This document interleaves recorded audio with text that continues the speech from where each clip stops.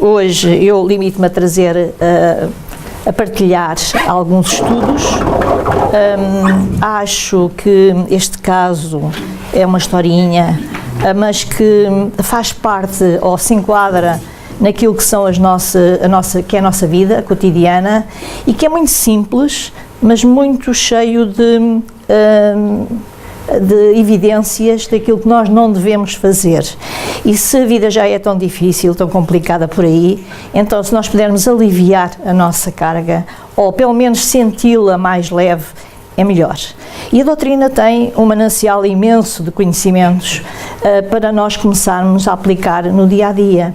Então, no final, aquilo que nós queremos mesmo é que as pessoas se lembrem, quando estão a atuar de uma determinada maneira, pensem, voltem um pouquinho atrás e digam: olha, eu não devo fazer isto porque a doutrina diz que pode acontecer, pode haver uma sintonia que me pode ser desfavorável. Então, o tema é queixa e obsessão, um caso. Mas também eu não posso começar a contar a história e depois, no meio, estarem a entrosar ou a colocar outras situações. Portanto, o que eu tentei fazer foi fazer um enquadramento, lembrar algumas coisas que todos nós, ou pelo menos aqueles que estão já muito habituados à doutrina, conhecem, mas ainda assim convém sempre lembrar, porque afinal nós somos aquelas crianças que precisamos de repetir os conhecimentos para ir absorvendo, não é? Pronto, então eu fiz um enquadramentozinho, pequenino. E neste caso, e do livro de André Luiz, Psicografia de Chico Xavier, Nosso Lar, que toda a gente mais ou menos conhece, no capítulo 24, esta expressão: a humanidade terrestre, constituída de milhões de seres, une-se à humanidade invisível do planeta que integra muitos bilhões de criaturas. Ora, é importante nós fazermos este enquadramento, porque nós temos que perceber que o mundo não é só visível. Há todo um mundo que nós, pelo menos a maioria, não vê, não é? E mesmo aqueles que têm vidência veem só uma parte, ainda bem para eles, não é? Não veem tudo, mas este enquadramento é importante. E também diz a humanidade terrestre constituída de milhões de seres. E se repararem, a humanidade invisível do planeta integra bilhões. Então quer dizer que os encarnados são em muito menor número do que os desencarnados. Mas os dois mundos interpenetram-se, eles convivem completamente e influenciam-se. Nós influenciamos, eles influenciam-nos. Isso também está no Livro dos Espíritos. Mas para continuar esta ideia, no segundo livro da série Nosso Lar, dos Mensageiros, no capítulo 34, André Luiz, no seu estudo, no seu percurso, ele vai com um companheiro que integravam há pouco tempo os estudos e, em determinada altura, numa visita ao orbe terrestre, ele depara-se com situações, porque nesta vinda ele já tem uma acuidade visual maior, já lhe foi proporcionada uma visão mais alargada, e então ele conta assim: no longo percurso através das ruas movimentadas, identificava a presença de muitos desencarnados. Reparem que ele está a vir ao plano terreno, e ele dizia, identificava a presença de muitos desencarnados de ordem inferior, seguindo os passos de transeuntes vários, ou colados a eles em abraço singular. Para, nós não vimos, mas podemos andar numa situação destas. Ou seja, ao nosso lado podem andar aqueles que nos acompanham, porque gostam, porque acham piada, porque fazem sintonia, às vezes fazem sintonia por uma razão de afinidade que já vem de outros tempos, mas de certa forma acompanham-nos. Isso é uma realidade. E depois continua: muitos dependuravam-se a veículos, contemplavam nos outros das sacadas distantes, portanto dos prédios distantes. Eu tirei essa imagem, é apenas uma imagem que por acaso se refere ao livro Voltei, mas de qualquer forma retirei a imagem para se perceber que nós interligamos-nos no mundo físico com aqueles que são do mundo invisível.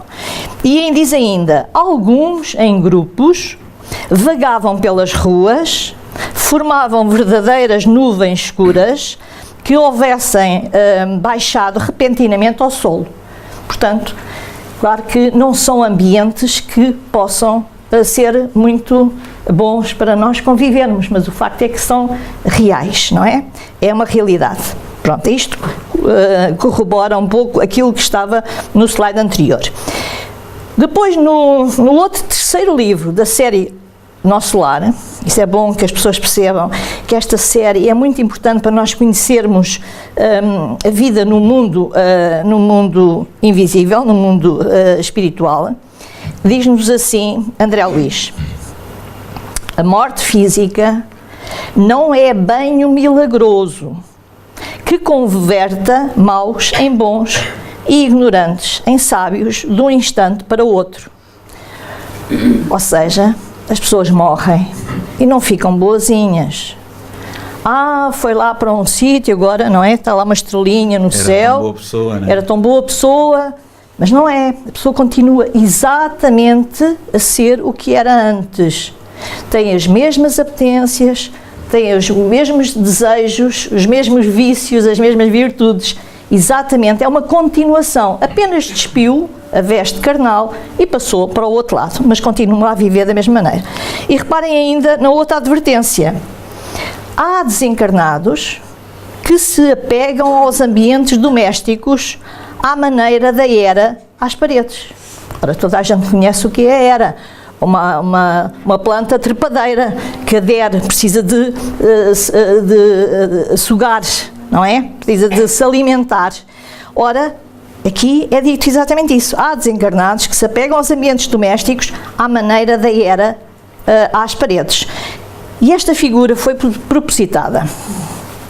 Porque nós sabemos que quando em excesso, tudo o que é excesso é mau, desequilibra, desarmoniza, e portanto aqui um casal que está a beber, e logicamente que aqueles que querem aproveitar-se, ele que se apega, vem e tem necessidade, porque continua a ser exatamente igual, se tinha essa necessidade quando encarnado, continua a ter a mesma necessidade, pelo menos até de ser suficientemente esclarecido, até querer também fazer mudança, e nós sabemos que aqui no plano terreno muitos também não querem fazer a mudança e continuam exatamente da mesma maneira e, portanto, está a sugar os fluidos que o alimentam, não é? Pronto. Este enquadramento é importante para nós percebermos depois o que vem na historinha. Depois ainda, no livro Roteiro, Emmanuel, no capítulo 28, Sintonia, nós fazemos a conexão. Diz-nos, precisamos compreender que os nossos pensamentos são forças, imagens, coisas e criações visíveis e tangíveis no campo espiritual. Então, nós pensamos, idealizamos, temos uma ideia, ela é transformada numa forma e, portanto, isso é uma criação que é visível no mundo espiritual. E é importante isso, portanto, é pelo pensamento, não é? E nós, ao fazermos isso, estamos a interligar-nos com outros que têm exatamente o mesmo tipo de preferência de pensamento, etc. Portanto, é a sintonia. Por isso o capítulo Sintonia. Não é? E acrescenta, atraímos companheiros e recursos de conformidade com a natureza das nossas ideias, aspirações, invocações e apelos. Então, sempre que nós falarmos de alguma coisa, de alguém, entramos em sintonia com esse alguém, mesmo que esse alguém tenha desencarnado, tá? A pessoa pode sentir do outro lado esse chamamento, essa invocação. Aqui também colocamos uma imagem, porque a ligação pode acontecer, não é? Aqui pode acontecer, aqui uma ligação menos luminosa. Aí é o meu caso. Pois, ou o meu. Esta plateia. Ou de alguém que entrou numa fase de descanso, não é? E que tem uma ligação posterior. Isso acontece às vezes aqui na sala, não é? As pessoas não se dão conta, o acompanhante ficou lá fora e pode estar a estabelecer uma ligação ou não. Mas de qualquer forma é bom, porque pode ser, ele está mais próximo, também pode ficar aqui e depois ser acompanhado devidamente. Bom, isto no livro Roteiro. Ainda uma outra chamada, um outro elemento que é importante.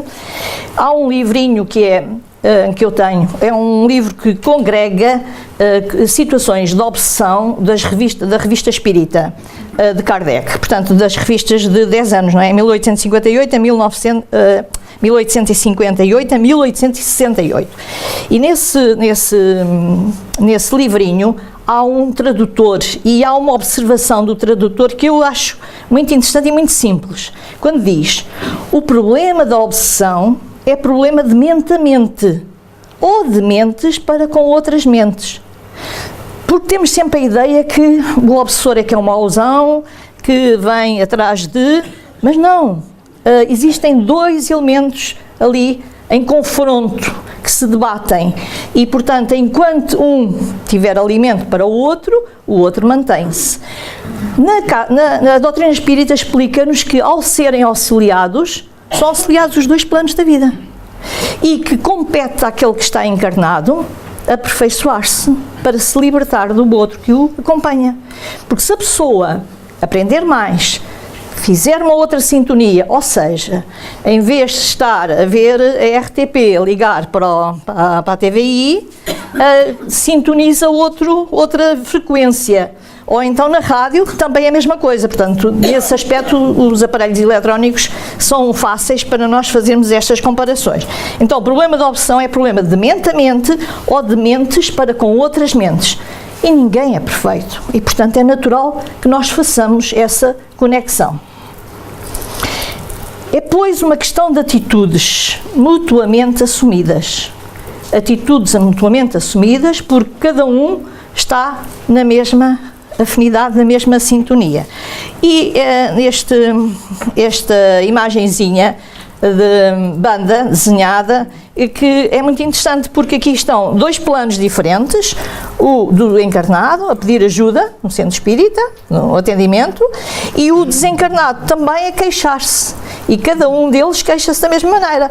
Ela queixa-se que o marido não a deixa, não é? Não se separa, está sempre junto a ela, e ele, mas ela é que o amarra ali, tem ali aquela amarra, e ele a dizer: ajuda-me, ela não para de pensar em mim.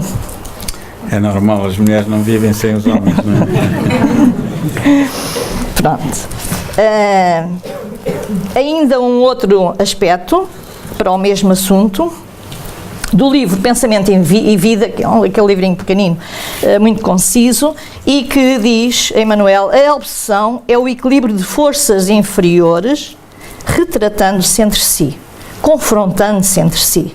Portanto, enquanto as duas partes ainda tiverem coisas para resolver, vão estando na mesma sintonia, não é? Vão tendo a mesma afinidade.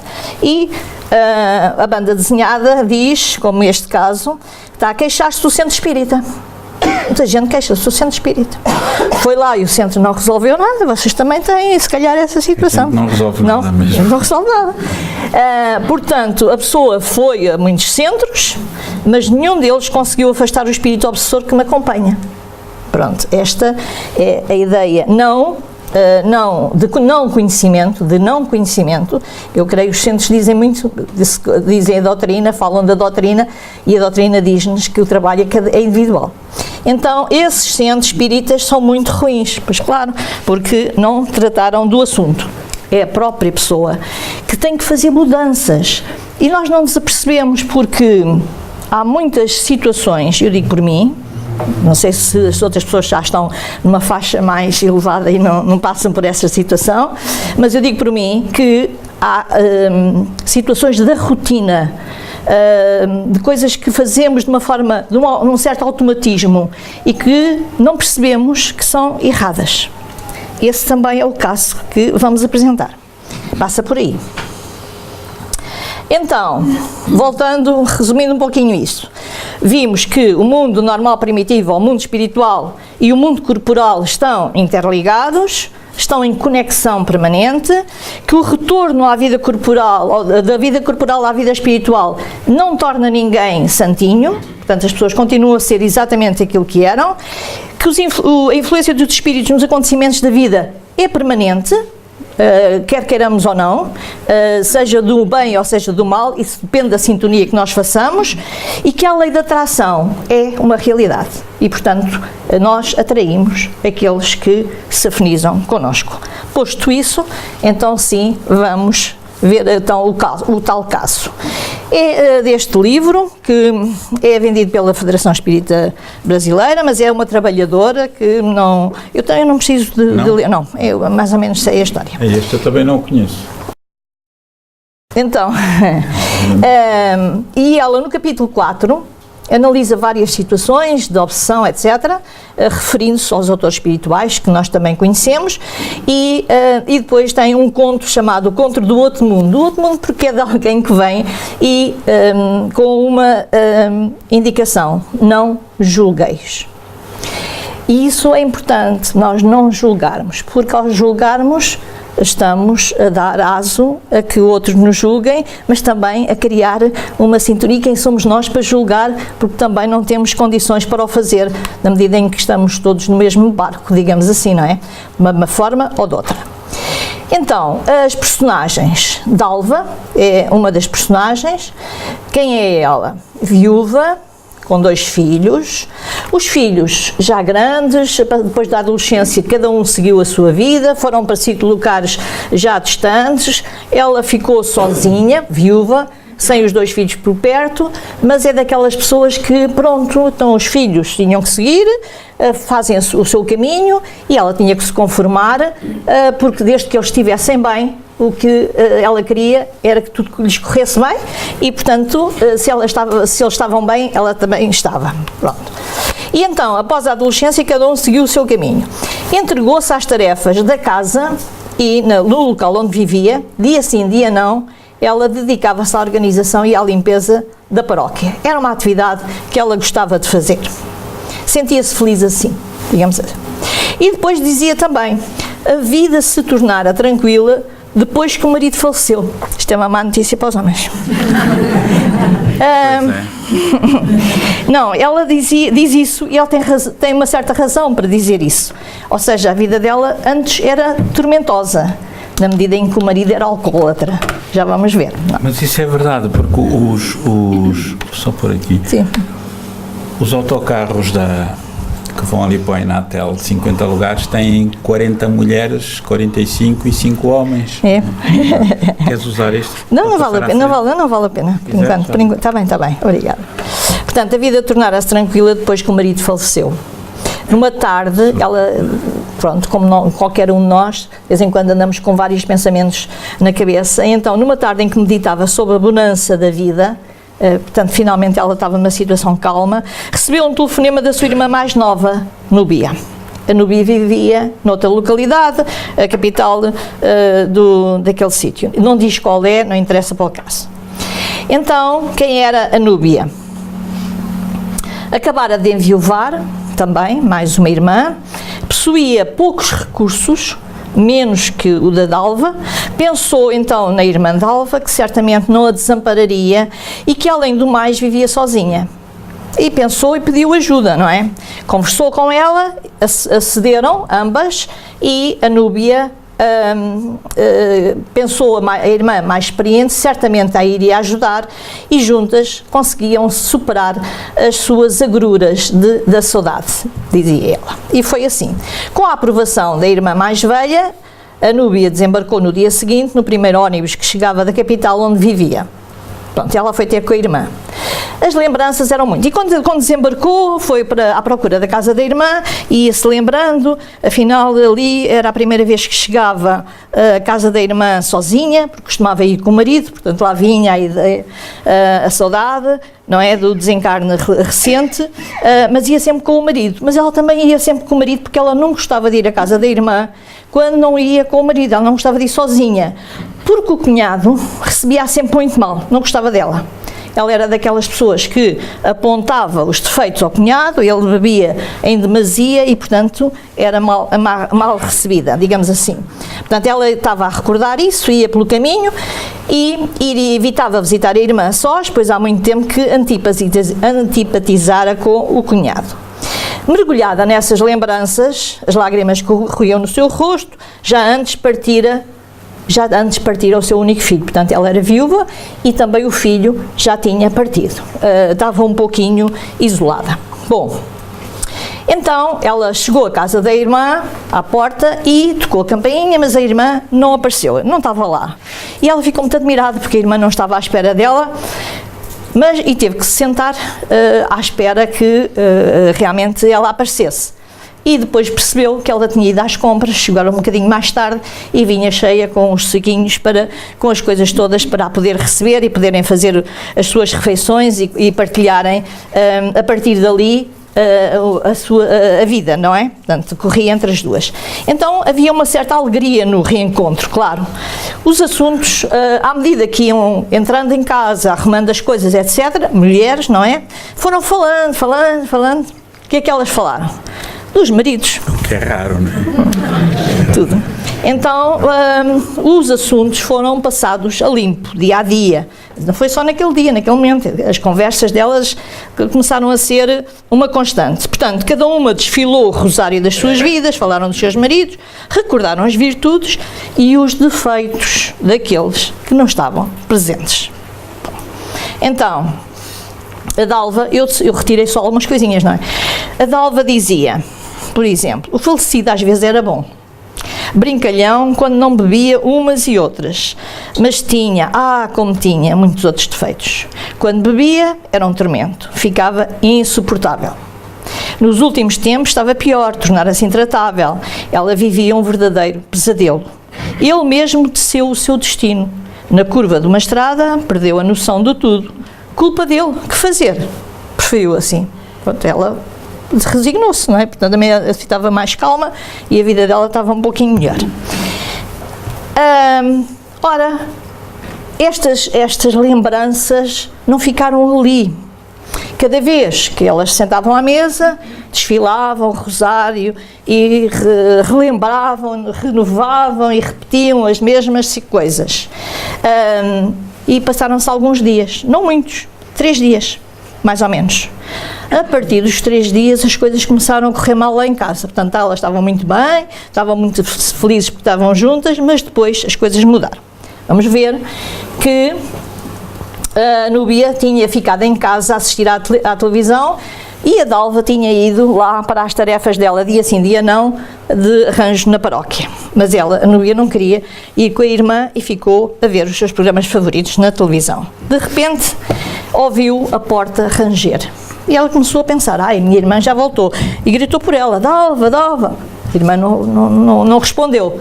Ela ficou admirada, levantou-se, foi ver, tinha fechado a porta, estava tudo fechado, voltou a sentar-se. Mas uma gargalhada estridente invadiu o recinto. E ela pensou, alguma coisa está aqui, há aqui alguém dentro de casa, não é? Então foi vasculhar a casa toda. Abriu portas, abriu armários, foi a cada uma das salas ver, estava tudo fechado, não via ninguém. Começou a ficar um bocado perturbada com a situação. Vasculhou e não via ninguém. Novamente a gargalhada, desligou a televisão e ficou à espreita. Aí já com um certo receio. E ficou à espera também que a irmã chegasse. Ok. De repente, 2 quadros que estavam pendurados na parede movimentaram-se em simultâneo. Movimentaram-se. Não caíram, mas estiveram ali a mexer. E ela pensou, eu estou muito cansada ainda, com todos estes acontecimentos, estou se calhar perturbada, pensou. Mas ficou ali, mas depois viu que os quadros também pendurados na parede a movimentarem-se e já não sabia se era cansaço dela ou se aquilo estava ali alguma coisa de mal na casa.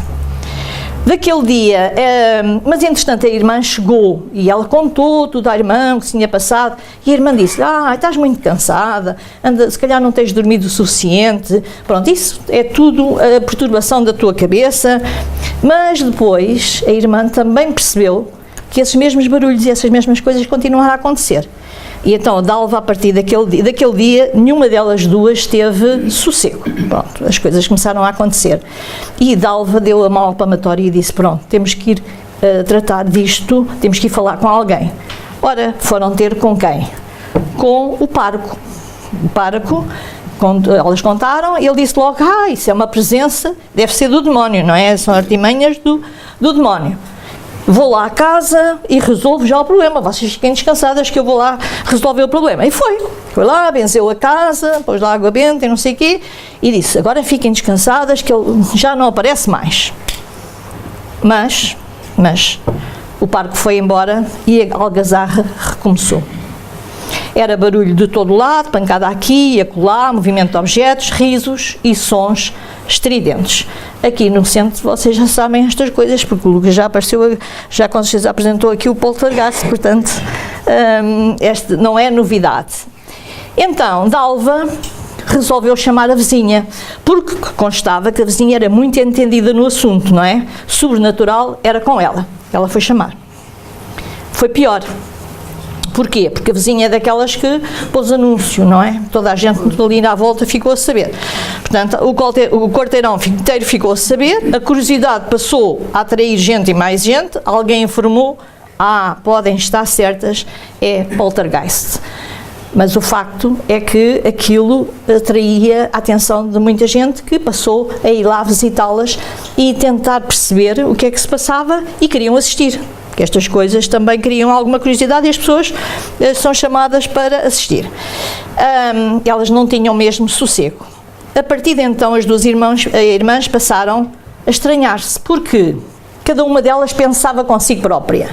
A Dalva pensava, bom, a minha casa era sossegada, eu tinha uma vida calma, uma bonança, e agora a minha irmã chegou, deve ser culpa dela, ela é que trouxe estas coisas todas cá para casa.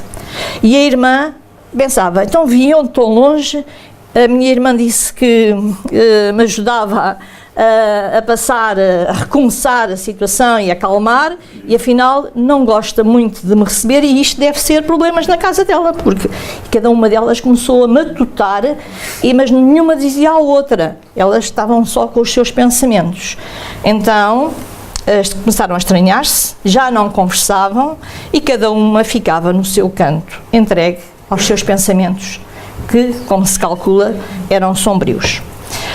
Os fenómenos não passavam, Dalva não tinha coragem de expulsar a irmã, mas pensava nisso. Pensava, eu devia dizer à minha irmã que fosse embora, mas eu também gosto dela, eu também gosto da presença dela, mas começava a ver que estava difícil suportar aquela situação. Então, a casa vivia cheia de gente curiosa, à espera de algum fenómeno, mas o que é que acontecia? Quando as pessoas lá iam, os fenómenos não aconteciam.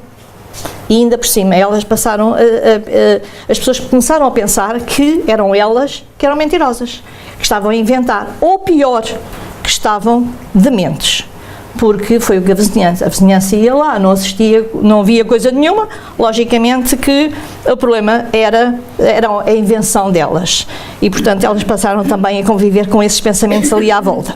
Estava difícil. Mas eu sublinhei esta parte. Elas não faziam outra coisa além de orar.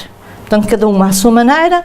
Dalva, porque estava muito lá ligada à religião, mas pedia ajuda, estava muito incomodada, e a outra seguia-lhe os passos e elas realmente faziam muito, estavam sempre a rezar. Bom, alguma coisa fez, porque sempre há um chamamento, sempre há uma ajuda quando as pessoas pedem. E isso aconteceu, mas aconteceu vindo a partir de alguém, reparem. Portanto, estavam cada dia pior, o barulho aumentava, os objetos apareciam de um lugar e apareciam noutros, etc. Até que Dalva andava na rua e encontrou uma amiga que já não via há muito tempo, e que se chama Neide, e ficou a conversar com ela, mas como tinha necessidade de falar com alguém, então resolveram ir comer um gelado, e Dalva chorou muito e abriu-se com a amiga, contou-lhe em pormenor o que estava a acontecer. E disse que também estava a pensar mandar embora a irmã. E a Neide disse, não faças isso, é que eu digo-te já, eu percebo o que é que está a acontecer. É que eu frequento um centro espírita e começou a falar-lhe, olha, se calhar está lá algum espírito, mais do que um se calhar, que quer criar essa perturbação toda. A tua irmã não sabe, mas pode ter mediunidade de efeitos físicos e não saber isso, e portanto ele usar esses mecanismos para poder criar esses barulhos e essas perturbações. Não sei, mas posso tentar pedir ajuda no centro que eu frequento, pedir às pessoas com quem sou amiga que possam perceber se é assim ou não, mas é melhor verificar se não há razões físicas para esse acontecimento, porque pode acontecer, não é? Ela foi cautelosa nesse aspecto. Então, portanto, a Dalva contou à amiga, e depois ao dizer que pode haver um espírito que não queira mesmo que a tua irmã lá esteja, e aí a Dalva lembrou-se, espera, o finado Luís não gostava da minha irmã, sempre criava uma série de problemas quando ela visitava, fazia uma série de coisas, ou estava a beber uma bebida e deixava cair na roupa dela, ou fazia nós nas blusas e coisas assim do mais, porque ele não gostava da presença dela. Portanto, a Dalva achou que a amiga estava a dizer uma coisa que tinha lógica, que fazia sentido. Bom, e nessa altura, quando o marido fazia isso, quando recebia a visita da cunhada, ele até ficava mais irritado e ainda bebia mais. Mas a Neide disse-lhe, mas calma, vamos ver primeiro se é mesmo a existência e essas coisas são provocadas mesmo por um espírito. E, portanto, foi junto aos amigos dela, não é, na casa espírita, e tentou pedir ajuda. Ora, sempre existe, não é? Mas a Neide, o que é que a Dalva ficou? A Dalva ficou satisfeita com esta hipótese, ficou mais acalentada. Ela quase que ganhou novas esperanças, não é? Mas quando chegou a casa, a irmã já tinha feito as malas, portanto, elas estavam realmente em litígio. E a irmã disse que se ia embora porque efetivamente ela não tinha recebido bem, nem estava lá em casa quando ela chegou, e que se calhar tudo aquilo era porque não a queria receber, portanto havia ali realmente já um desajuste entre elas. Mas a Dalva contou à irmã que não fosse embora ainda porque tinha encontrado uma amiga que lhe tinha dado esperanças e que se calhar havia mesmo ali uma perturbação, era melhor aguardarem. E então ela resolveu dar tempo e não ir logo e ficar mais um tempo à espera desse tal auxílio. Ora, aqui não está em pormenor o auxílio, nós todos sabemos que o auxílio na casa espírita vai acontecendo, aconteceu ali também, foi visto no centro espírita onde foi pedida ajuda, foi percebido que havia realmente ali uma entidade com um aspecto de vagueando, com aspecto de alcoólico, etc., que tinha todas as características de quem tinha partido, e foi feito o pedido de auxílio, mas antes houve um conselho para as irmãs. Quais conselhos? Muita paciência e resignação. Leva tempo. Evitar comentários sobre o passado e a vida dele, a vida do espírito. Não recordar acontecimentos tristes e desagradáveis. Pensarem nele, Luís, com carinho e pensamentos bons. Prece. Procurarem a casa espírita para tratamento e a oportunidade do estudo da doutrina. É fundamental. E porquê? Porque se a pessoa mantiver o mesmo tipo de atuação, se a pessoa mantiver, não fizer nada, então as coisas não mudam. Ela tem que perceber, tem que analisar o que é que estavam a fazer menos bem, daí os conselhos, o que é que estavam a fazer menos bem para fazerem mudanças. Por outro lado, a prece e irem à casa espírita, porque ao estudarem a doutrina iriam perceber o que está a base para mudarem também comportamentos, não é? Portanto, os conselhos. Estes conselhos servem para todos nós. Porque muitas vezes as pessoas estão a falar de situações que passaram, que ocorreram, de pessoas que já não estão presentes, mas que continuam vivas, não são visíveis, mas não deixaram de existir. Portanto, continuam a existir. E a sintonia faz com que muitas vezes possam ser chamados.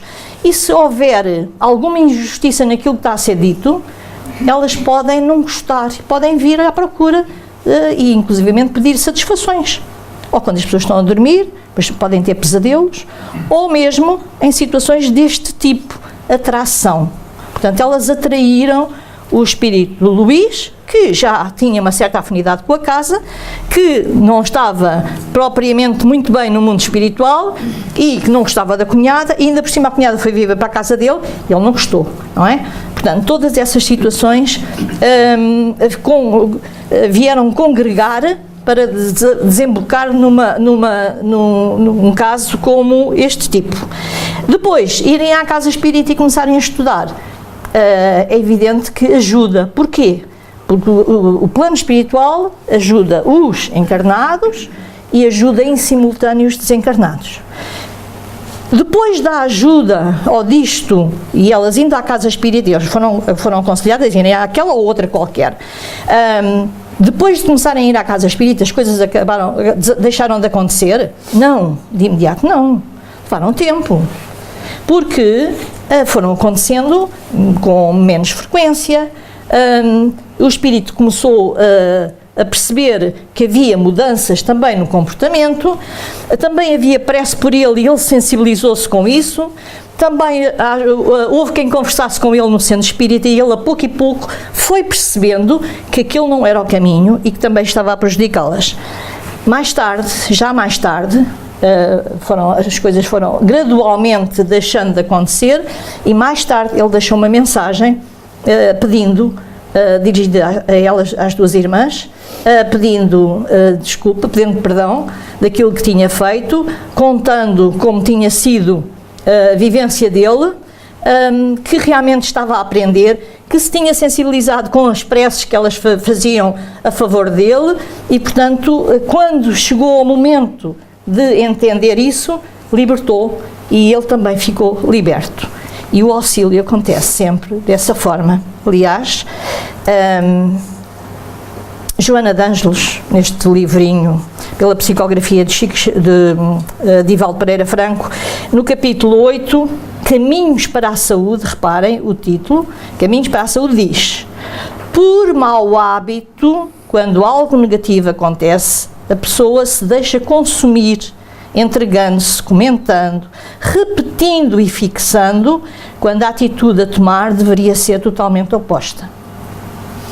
Temos sempre uma tendência para estar a comentar o negativo. No entanto, quando algo de bom e útil acontece, raramente se analisa, penetra e revive, logo substituindo por outro facto desagradável, acostumando-se com o último em detrimento do anterior. Portanto, natural, diz a Joana, que desacostumado à reflexão em torno do bem e da paz, da saúde e da alegria, que são os pensamentos que nós devemos congregar junto de nós, o ser tem a dificuldade em meditar retamente. Se nós não trouxermos para junto de nós esses pensamentos de bem, de paz, de saúde e de alegria, ainda que não possamos não ter saúde, porque a saúde, afinal, é um estado que às vezes pode ser perturbador, mas que nós temos que tentar fazer um esforço para tentar reverter, não é? Porque a saúde não é só a saúde do corpo físico, é muito mais alargado. Então é preciso fazer essa reflexão, mas essa reflexão só é possível se nós nos habituarmos, nos educarmos a termos pensamentos de bem e de paz, de saúde e de alegria. E em vez de estar sempre na queixa, nos habituemos à gratidão. Gratidão em vez de queixa. E para terminar, aquilo que eu trago, fui buscar aqui aos livros, às psicografias do Lucas, que tem vários sobre a queixa. Eu retirei este, não dos livros, também tem sobre a queixa, mas retirei este do blog do Lucas e só retirei alguns versos. O homem queixa-se quase sempre sem razão, queixa-se desde que nasce até ao momento do caixão. Hábito milenar, este o de se queixar, que na vida só vem atrapalhar. O homem queixa-se de tudo sem razão, pois a dificuldade é fator de evolução. Aprende, amigo, a nunca te queixares, sorri perante a dor que amanhã irá passar. Evitando a queixa, veneno espiritual, viverás melhor e com saúde integral. O espírita consciente, que entende a doutrina, troca a queixa pelo trabalho que sempre nos anima. Labora sempre com um sorriso facial, quer gozes de saúde ou estejas um pouco mal. E é aquilo que eu retirei, que acho que encaixa muito bem nesta temática, que é uma temática simples, que nós abusamos dela no nosso dia-a-dia e que precisamos retirá-la também dos nossos hábitos perniciosos. Eu não tinha mais nada, acho que está dentro do tempo. E terminou com a queixa. Com a queixa. Terminou a queixar-se. Ok. Que surpresa. Isso é do livro Histórias que os Espíritos Contaram. Esta foi tirada do blog, mas lá também está eu vi que havia vários de queixas, li 2, no livro 1 e no livro 2. Não sei qual deles, eu depois pus a minha imagem do... desculpem lá, falta aqui a bibliografia. Apesar de ter pequeninos apontamentos no enquadramento da questão, fomos ao nosso lar, depois ao segundo livro da série Os Mensageiros, depois o terceiro Missionários da Luz, ainda o roteiro de Emanuel, sempre psicografia de Chico Xavier, a Opção, que é aquele livrinho que congrega os textos das revistas espíritas, também o Pensamento e Vida, o Labirintos da Alma, que é o tal que tem o caso, Plenitude de Joana de Ângelos e Histórias que os Espíritos Contaram. E é só. Muito bem. Bem, obrigado por... Está aqui a cadeira, não sei se até ou não. Quero. Não sei se consegui passar a mensagem. É simples, mas para mim serve. Já aprendemos uma grande lição hoje. Que é, quando os maridos morrerem, faz favor de não falarem mal deles. E idem para as mulheres, só lembrarem as coisas boas. Tá?